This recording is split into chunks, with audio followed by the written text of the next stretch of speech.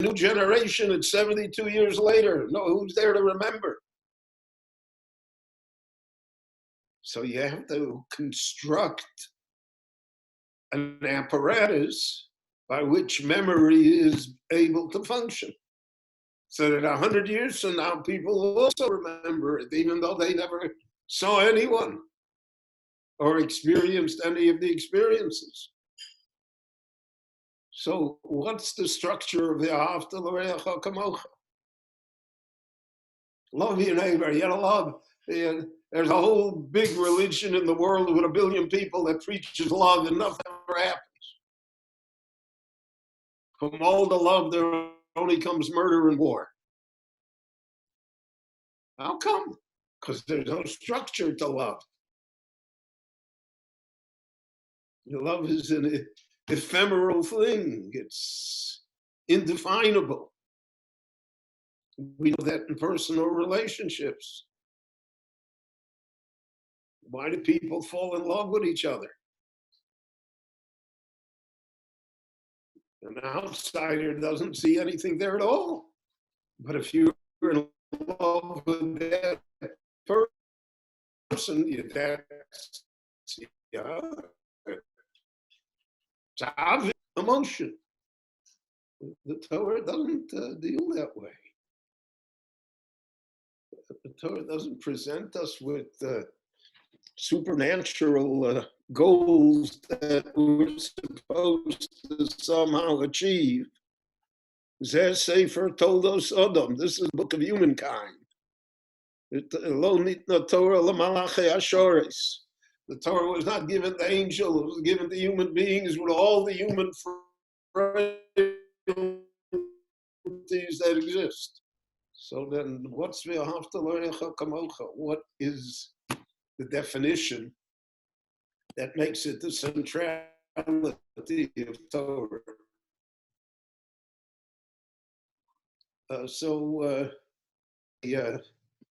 Gave a lecture, a class, a shiur, whatever you want to call it, to my yeshiva students this week on this subject.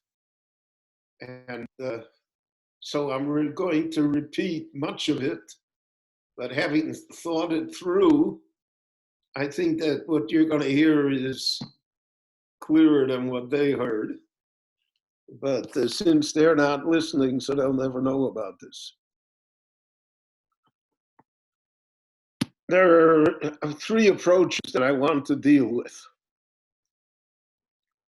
The first one is the famous incident in the Gemara of Shabbos that a non-Jew approaches the great Hillel and says to him, Gaireni, convert me to Judaism while I stand on one foot. In other words, tell me the essence of Judaism in one sentence. I don't have time for 613 commandments. I don't have time for all the philosophy. I can't read Rabbi Wein's books. Tell me in one sentence. So Hillel said to him,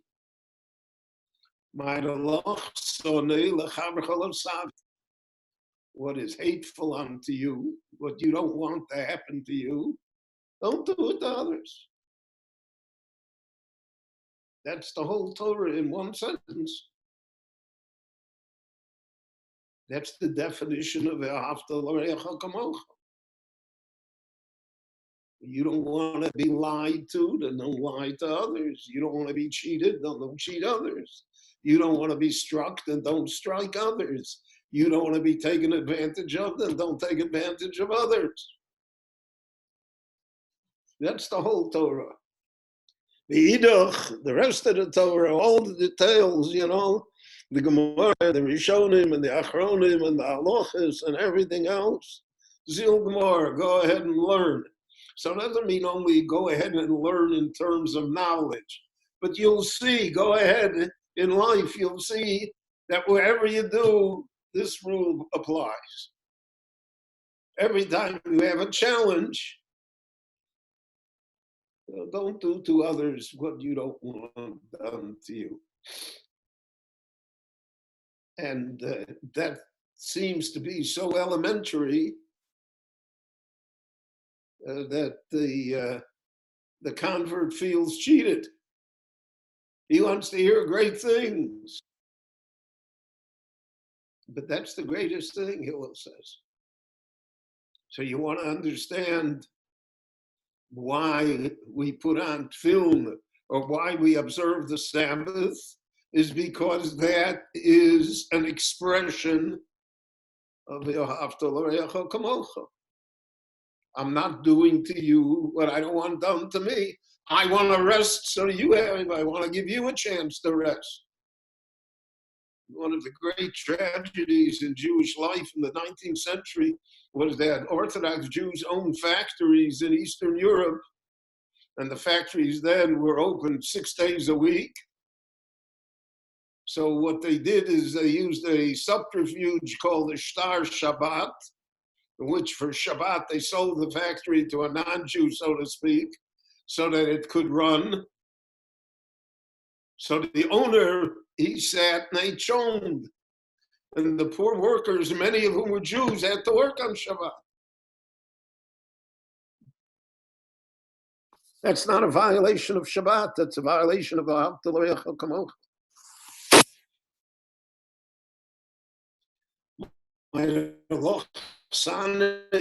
what you don't do it to others.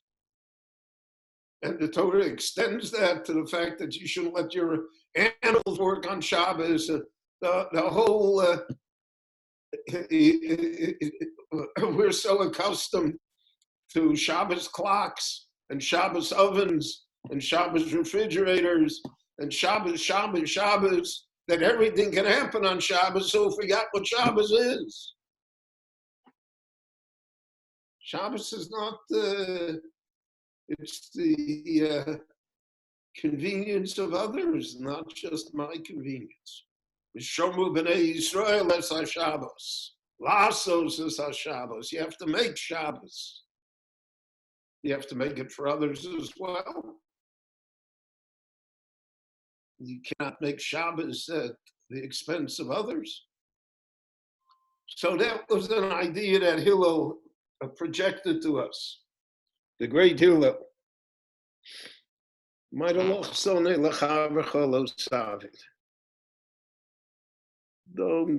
All of the Torah comes to teach us. You want to know the Torah is in one sentence, that's the sentence. And he did not phrase it in the positive, he phrased it in the negative. Because the negative we all understand.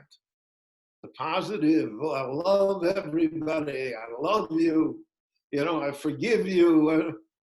That's all great speeches, but that's not human nature. Human nature doesn't work that way. And again, I don't mean to demean anyone, but I think the Christian church is the primary example of the fact. Tafasta meruba lo tafasta.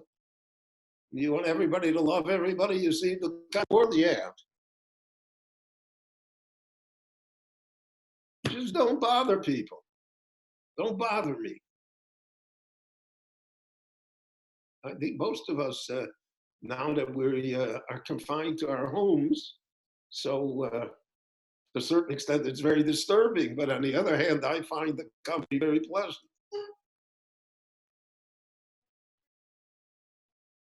Bothering me. I have the choice whether to answer the telephone or not. People don't call up and say, I want to come over for 10 minutes to discuss something with you. I don't want to discuss anything.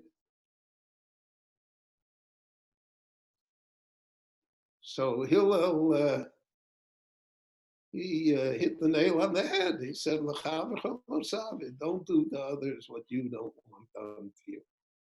That's the measure of the Torah. That's the purpose of the Torah. That explains everything. And that's the centrality of this Parsha of the Havta 250 years after Hillel, in a different time and under worse circumstances, came Rabbi Akiva.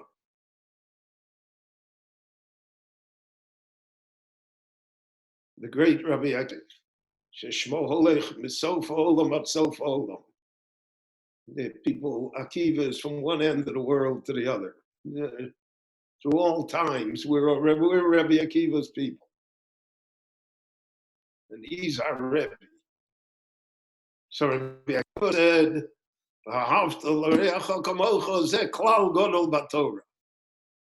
that's the great rule of the Torah.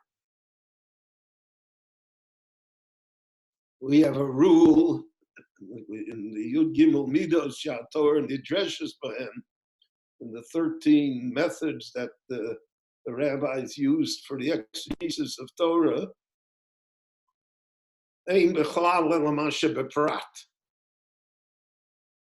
That the detail defines the general rule.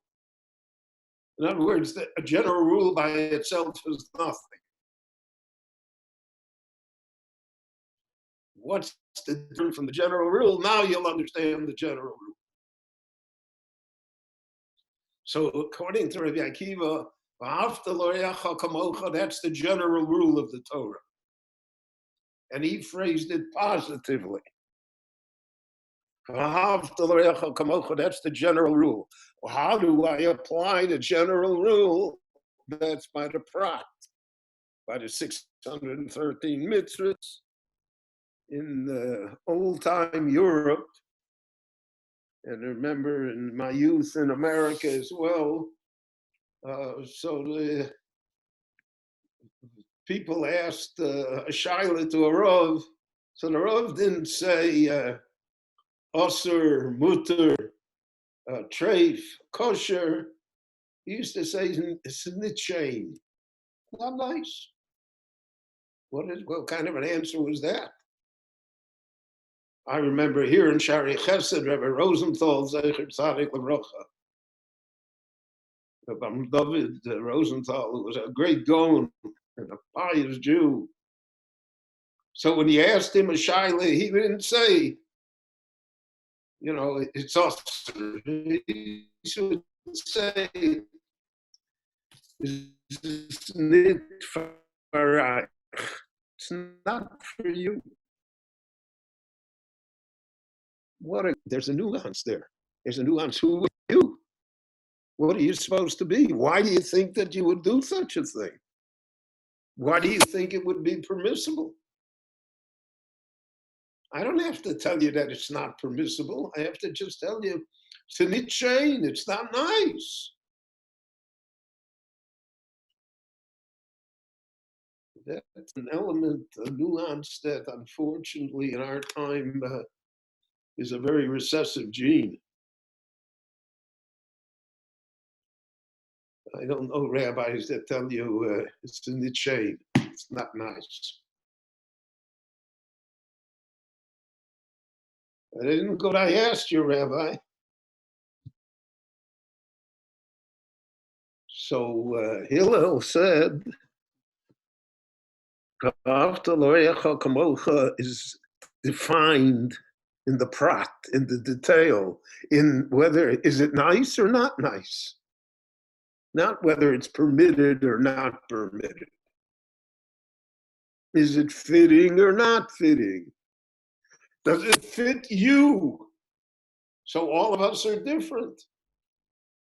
Chazal already described the fact that if a person is in a position of authority, so then he has a different shulchan aruch than the plain person. Why should that be? Same rule is for everybody. Well, you see it played out in our political life. All of the real accusations against our prime minister, and I don't mean this politically at all. In fact, forget it. All of them are the fact this is nice. What do you mean you took a bottle of champagne or 100 cigars? Or you want to have a nice write-up in the paper? So if that would be me, I'm entitled to champagne if I drink. I also want a nice write-up in the paper. What's wrong? Mabekach. That's for you? The Novi Shmuel said to Shakoton ato beinecha. You think you're playing Mr. Joel? Rosh Shifta Yisrael ato. You're the head of the Jewish people. It's not nice what you did. It's a violation of the Hafta L'Reacha Kamoch. That's the Klal Gadol Torah, the great rule of the Torah. And everything has to fit into that rule. And Ein Bichlal Elamasha Beprat. The rule is defined by the detail. So the rule of Hafta L'Reacha Kamocha is defined by the champagne or the cigars. And if we apply that standard as we should in all areas of our lives, so then we have a different view of life, and we have a different method of behavior and of speech.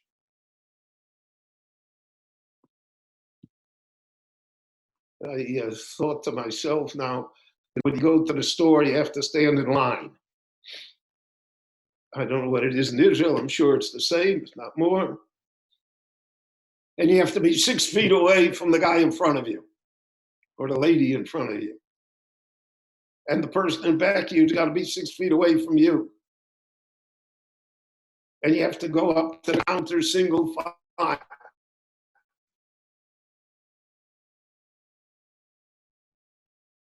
Al said, dem Tzfufin.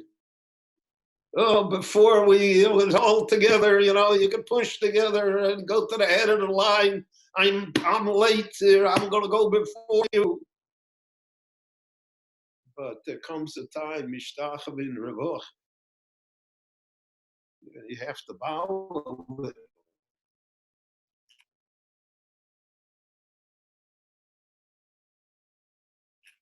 There's in front of me. Then I got time.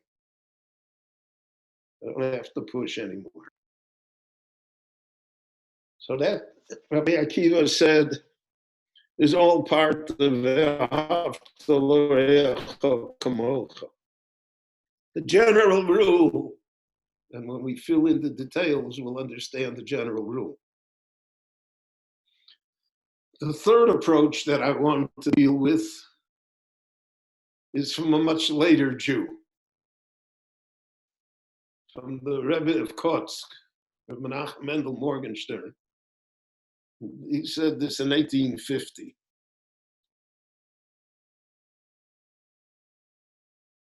So he was I don't know how to put it, but he was a very different type of Rebbe. He harbored no illusions about human nature. And he felt that his role in life was not to make people comfortable, to push them, to goad them. So he once said,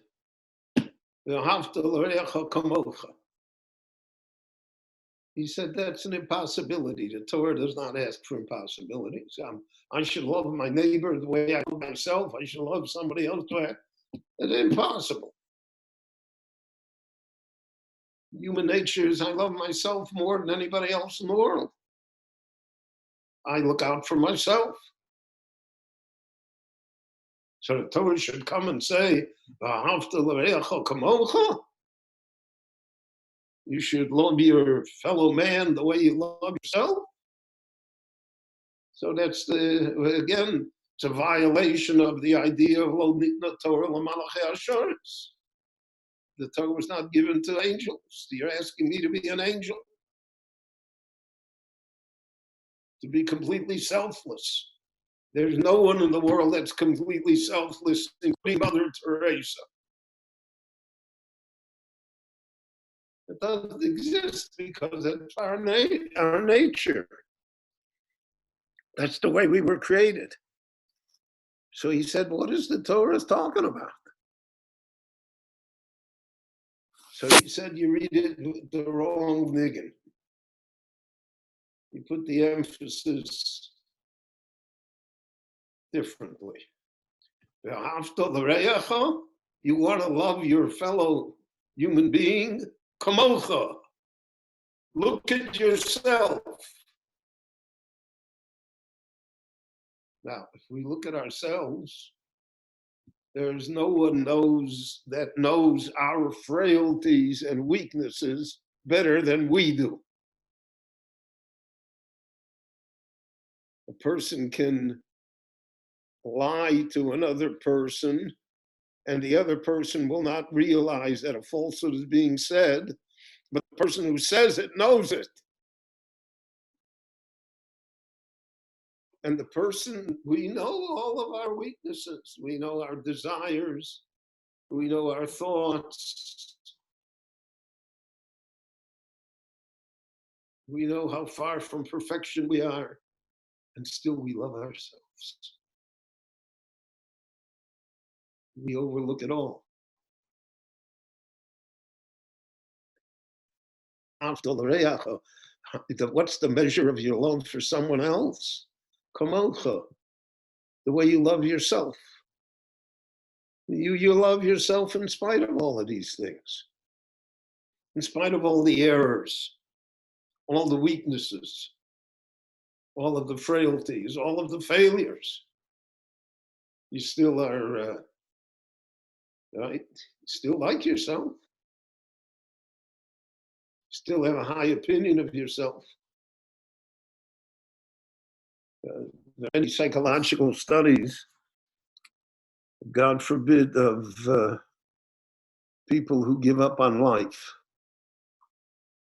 But the interesting thing about the studies is that they're almost all unanimous that by so doing, they're punishing others. I'm going to show you what it looks like without me. But they haven't given up on themselves. It's more of a form of revenge than of desperation. And since we're so complicated, so we have to somehow sort these things through. But he said, you want to love your fellow man, then kamocha, treat him the way you treat yourself. Be tolerant of error, be forgiving of sin, be cheerful about your future. Think that what you do is right, so maybe what he does is also right. Brilliant idea. Because now it gives flesh to what otherwise is a purely theoretical statement of love. That's what's missing in the definition of love in the world. Now, true love, so that's what we say, beauty's in the eye of the beholder. I think she's the most beautiful woman in the world. Nobody else would, but I think so. I think she has a wonderful personality. Her mother-in-law may not think that way, but I do. Because that's that's what love does. And that's what Shlomo HaMelech said, V'al kol pshoyim techase ahava. Love covers over everything. Because we see that from ourselves, from our own personalities, from our own behavior, from our own self. We love ourselves and therefore we continue in life. So we have to be able to apply that to be to deal with others in the same vein, in the same type of exaltedness. If you're able to do that, even in a small amount and even in rare instances. But if you're able to do it, it's a different life.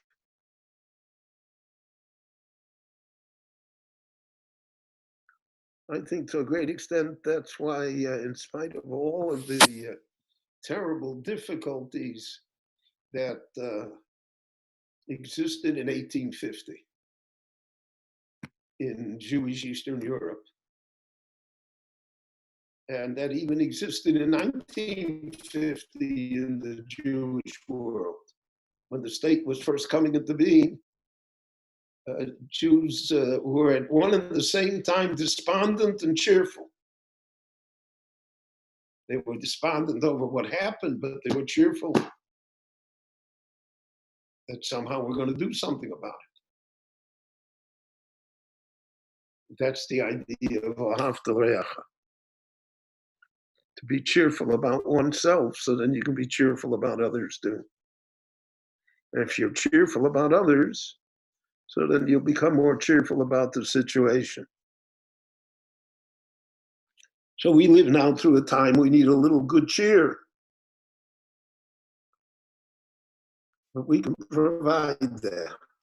We can provide that for ourselves. By looking at ourselves and about the optimism and tolerance that we have for ourselves, so then we can project such optimism and tolerance in all of our society and in all others.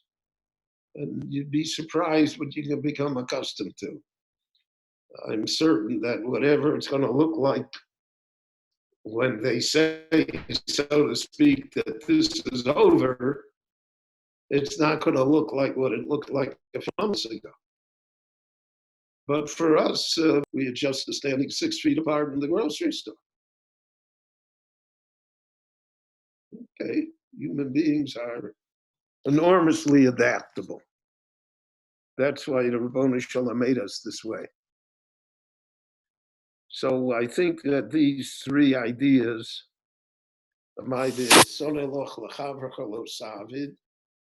don't do to others, Hillel's idea, and Rabbi Akiva's idea of Klal Gadol Torah, Wein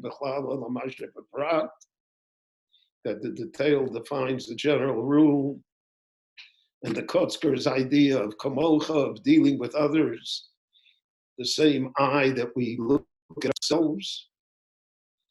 I think all of that together gives us an understanding why this is the mitzvah that's the centrality of the Parsha, that binds all of the other, so to speak, disparate mitzvahs together and becomes the essence of Torah, what the Rabboni Shalom wanted from us. So I want to thank you all for listening and to wish you a Shabbat Shalom and to please all stay well. And I'm just waiting till they open up a little and the planes start flying and I can afford the ticket. So then we're going to try and get back as soon as we can. Shabbat Shalom and thank you. Shabbat Shalom. Thank you, Rabbi, very, very much. It's always a pleasure. And we're also looking forward for them to open up the airlines and to open up the planes. And we're looking forward to seeing the Rav in person. Also for us to open up here in our own shul. Okay, great. Thank you. Kol Tov Shalom. Kol Tov, Rabbi. Okay, I'm going to move us to gallery view, and I'm going to unmute everybody so we can say thank you to the Rav. Thank you to Rebbitzin Wein, who's hosting the Rav over there. Hello, thank you. Okay. Thank you very much. Shabbat Shalom. Okay, we're going to be sending out a link about tomorrow's Hi.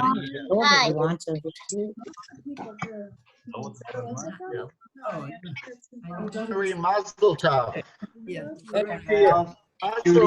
Mazel tov. Henry. Mazel tov, Henry. How is the baby? I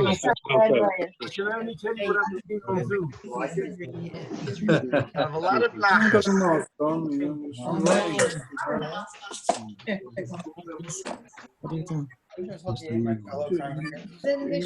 Do it properly. Everybody on this call. Sorry, Goldberg, thank you so much for everything. Thanks. Here she is. There she is. Beautiful Hi, lady. beautiful. Beautiful girl. Shalom Aleichem. Thanks for the Dvar Torah. Oh, there she is. There she is. Your face is the Dvar Torah. Thank you. Yeah. Love.